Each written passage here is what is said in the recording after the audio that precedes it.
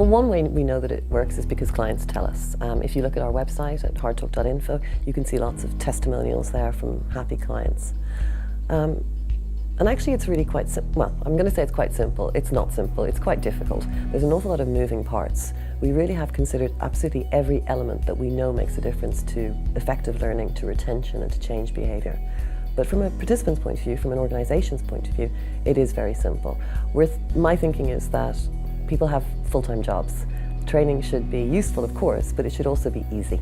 So we work with organisations long before and long after the training to make sure that what we do really is effective.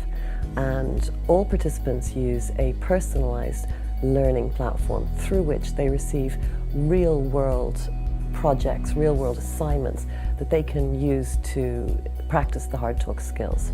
And there's inbuilt accountability. We make sure the program is effective by working with organisations long before the face-to-face training and then long afterwards. And every single participant has, because of this learning platform, has a personalised journey. They have opportunities to really practice the HardTalk skills in the real world and are held accountable to do so by their corporate coaches. Well, it's change, and change is hard. It really is. Change is difficult.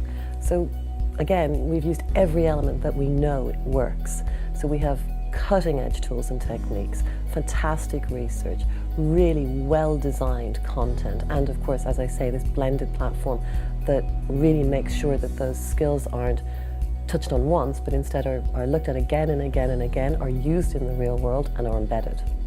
One thing that's really nice about the platform, about this new technology, is that we can incorporate existing content. So for example, we had a law firm who had a particular unit in their corporate university around negotiation, and it really underlined some of the HardTalk messages. So we incorporate that in there for them. So it's really very nicely tailored for both the individuals and the organizations.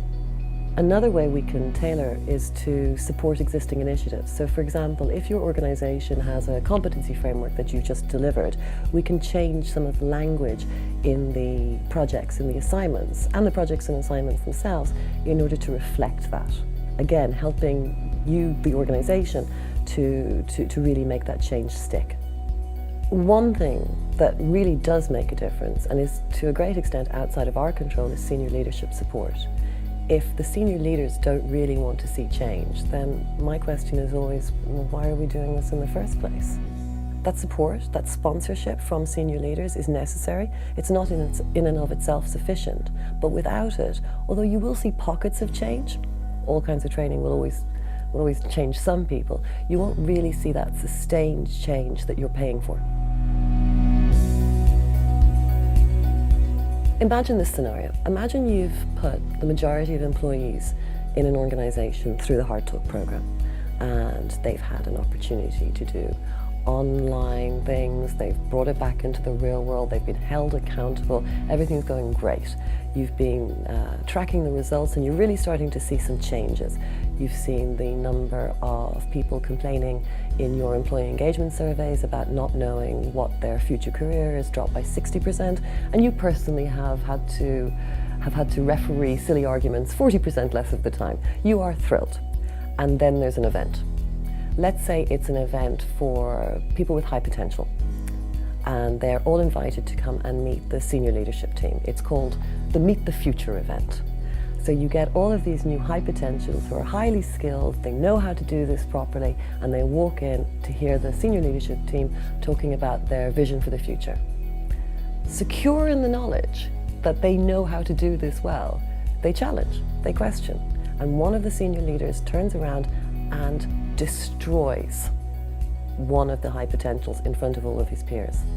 How long do you think that the behaviors that we've just been spending all this time trying to embed are really going to stay? Without senior leadership support, we're in big trouble. Most organizations want more candor. They understand that there's an opportunity to improve decision making, to improve teamwork, to improve the implementation of those decisions. But they expect too much from training. It's not reasonable to send people away for a couple of days and expect them to come back entirely transformed. That's not how things work.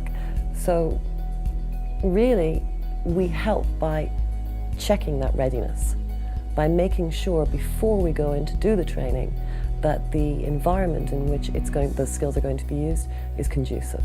I like to think of the training, the blended training, both the face-to-face and the online, as the seeds in the water, if you will, and then the company culture, the environment in which it's going to be used, as the soil. So before we go to work with organisations, we do an audit to try and identify both, of course, areas of good practice, but more importantly, barriers to success. These might be structural barriers, they might be cultural barriers, but if we can identify them, experience suggests that we can mitigate them, we can move around them, and we can make sure that HardTalk really, really will work in your organisation.